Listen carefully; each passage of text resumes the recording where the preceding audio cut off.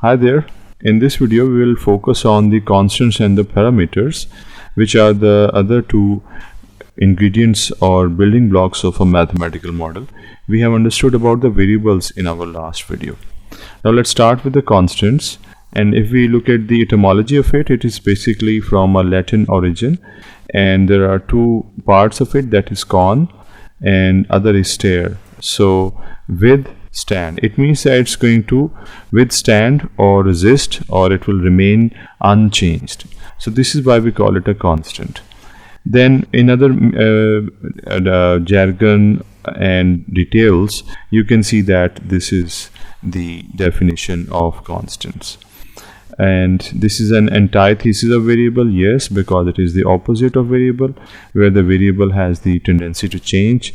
Constant does not change. Now daily life examples, we have God. If we consider that there is one God, then there is one God, it doesn't change. If we consider that there are a certain number of prophets, then we have a certain number of prophets. Now these constants should also be there in our mathematical as well as economic analysis. So let's see that how they can be used. When we have economic analysis, they can appear in the form of numerical or symbolic appearance. Here, let us assume that we have a numerical range, which is definitely from a positive infinity to the negative value of infinity. So a numerical set of values is possible. These are a few of those values. And in symbolic manner, the constants, they are depicted using A, B, C, the alphabets, the initial alphabets, or the initial Greek letters, or capital initial letters.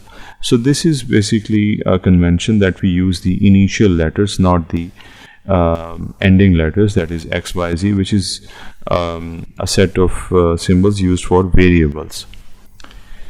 There is a caveat that a constant in a product with a variable is usually called as a coefficient, because it has the ability to change the efficiency of the variable. For example, 7x, now 7 is actually a constant, but here it is serving the role of a coefficient, that it makes the value of x 7 times. Here the value of y becomes 10 times, and here the value of x becomes a times. Here the value of y becomes negative value of it b times. So you see that these are various coefficients we can use in our analysis. They can either amplify or compress the efficiency of the variable depending upon the sign. This is why we call it a coefficient, either a positive value or a negative value. Now the parameters, if you look at the meaning of it, it is some sort of boundary or a limit in some activity. So it means that we are going to put a limit on some value. Basically, it is a kind of variable which is constant, or a constant that is a little bit of variable in nature. It means that there is a certain limit in which a certain value can change, but not freely as a variable can change. This is why we call it a parametric constant. It's a constant, but with the ability to change in a certain limit. And when we consider that restriction, it is basically called as the parametric restriction. Let us see some examples of it in order to better understand it. It is MPC, and we know about MPC, the marginal propensity to consume in economics, and it can vary between 0 and 1, so it becomes a parameter. And mathematically we can write it like this. And similarly, we have marginal propensity to save, MPS, and it can be written like this, that is, it ranges from 0 to 1. Similarly, we can say that the parameter is constant, that is somewhat variable. So this is another way of putting what we have just seen. Now exogenous variables are parameters. For instance, in Keynesian psychological law of consumption, what we saw is that there was an equation. This is that equation, and in this case the exogenous variables can serve as parameters. C and Y are endogenous because C and Y can be determined with this given function or a system of functions. Here C naught is exogenous. This part is exogenous. You can see naught shows that it is autonomous and it is not dependent upon Y.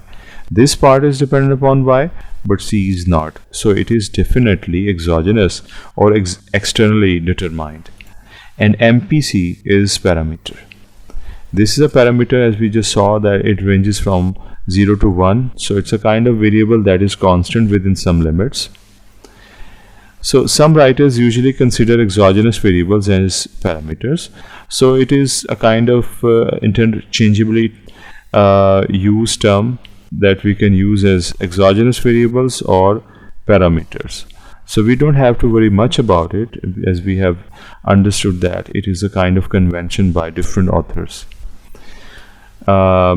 It's just a matter of convention, right? So this is how we can differentiate between the two things, that is exogenous variables and parameters, though there is no strict distinction between the two. So now we are well aware of constants and parameters, especially from the point of view of economic analysis and mathematical models in economics. So I hope you have benefited from it. You may give it a thumbs up. You may subscribe if you haven't.